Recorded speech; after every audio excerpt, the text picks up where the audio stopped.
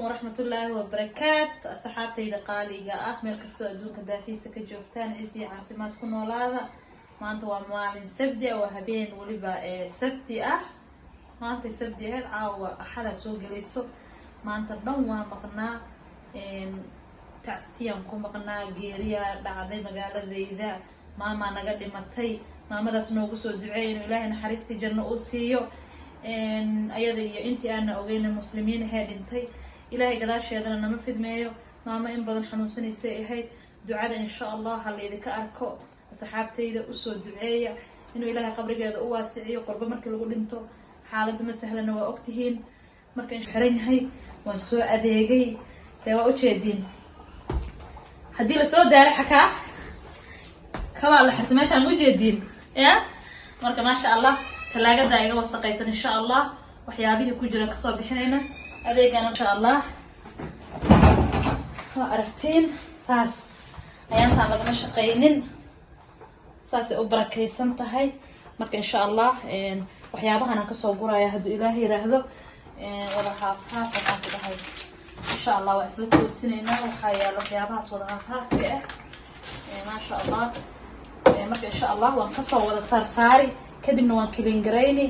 marka insha Allah alaabta adeeg aan ku xareynayna si caadi ah soo duubi haduu Ilaahay ilmo wasaq weeyaan waan soo nadiifino aragtiin saan waa taqaanin de family waa garanaysiin waxaan ku leeyahay talaagada iska soo fursoo qaadiga geerid waa si carra adduunyada saa iska marka insha Allah isla shaqeyno walaalahay intaas dhiirigelinta caawa inoo wada insha Allah. Assalaamu calaykum.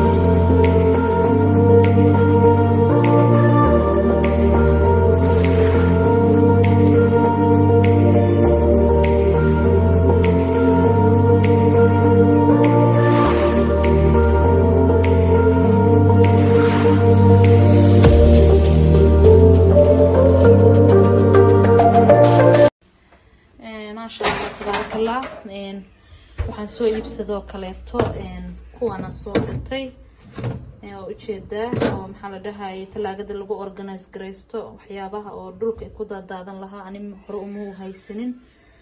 marka waan soo iibsaday dukaan waxaan ka soo gatay action la dhaho ma sha Allah yogurtka waxa soo dhan iyo qudaarta waxa soo dhan aad ku organize gareysanaysaa.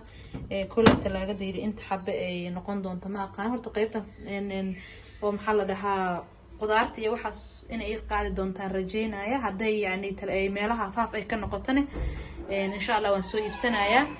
qaybtan hilibkan insha Allah ayadana waxaan rajeynayaa inaan organize gareeyo ayadana chickenka iyo fishka iyo hilibka iyo waxyaabo lagu organize gareeyo ayadana aan soo iibiyo taana waa idila wadaaga haduu Ilaahay idmo.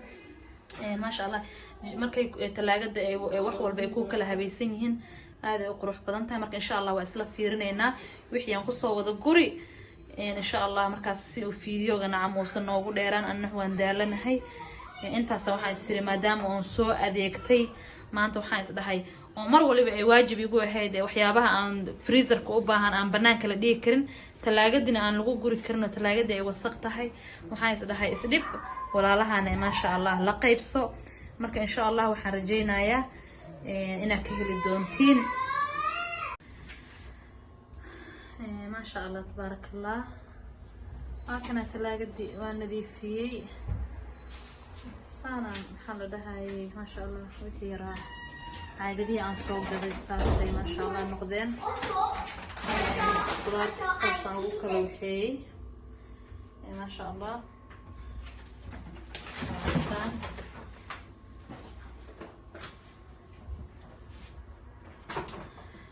marka ma sha Allah waxa ii dhiman haduu Ilaahay raali ka noqdo meeshan oo freezerka hadda hilibka inaan kala xirxiro waa haduu Ilaahay yiraahdo.